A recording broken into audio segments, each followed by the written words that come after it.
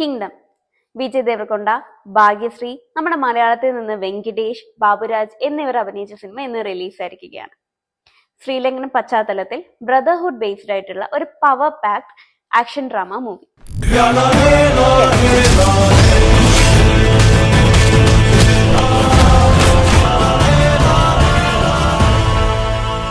I think இந்த மண்ணிலேயே ஏதோ பிரச்சனை இருக்கு.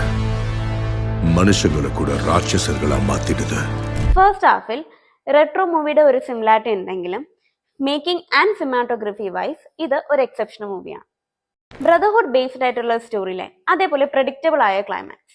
പക്ഷേ സ്റ്റാർട്ടിംഗ് മുതൽ എൻഡിങ് വരെ ഓഡിയൻസിനെ എൻഗേജ്ഡ് ആയി നിർത്താൻ സിനിമാറ്റോഗ്രഫിക്കും അതേപോലെ തന്നെ മ്യൂസിക്കിനും സാധിച്ചു. ബ്രദർഹുഡ്, ബിട്രയൽ, റേജ് എന്നീ ഇമോഷൻസ് ഓഡിയൻസിലേക്ക് എത്തിക്കാൻ ഏറെക്കുറെ ഈ സിനിമയ്ക്ക് സാധിച്ചിട്ടുണ്ട്. പക്ഷെ എന്നാലും as a Malayali audience Tamil dubbed movie കണ്ടതുകൊണ്ടാവാം തമിഴ് ഡബ്ബിങ്ങിന്റെ ഒരു പോരായ്മയും ഇതിൽ വ്യക്തമാണ്. Coming to cinematography, the DOPs are Malayalis, Jomon T John and Girish Gangadharan.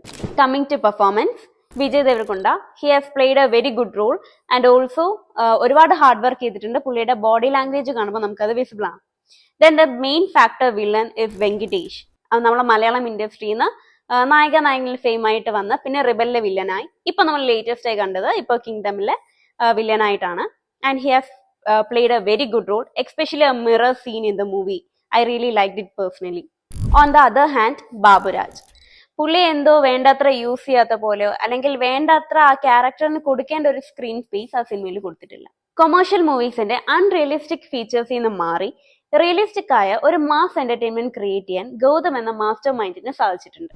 Overall making, cinematography, music, editing, performance എന്നീ നിലയ്ക്കെല്ലാം ഈ സിനിമ എക്സൽ ചെയ്യുന്നുണ്ടെങ്കിലും പ്രേക്ഷകരുടെ എക്സ്പെക്ടേഷൻസ് അനുസരിച്ച് ഈ സിനിമ എത്തിയിട്ടുണ്ടോ എന്ന് ചോദിച്ചാൽ അതൊരു ക്വസ്റ്റ്യൻ ആണ്.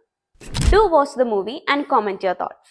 For more movie updates, stay tuned to Prana Talkies.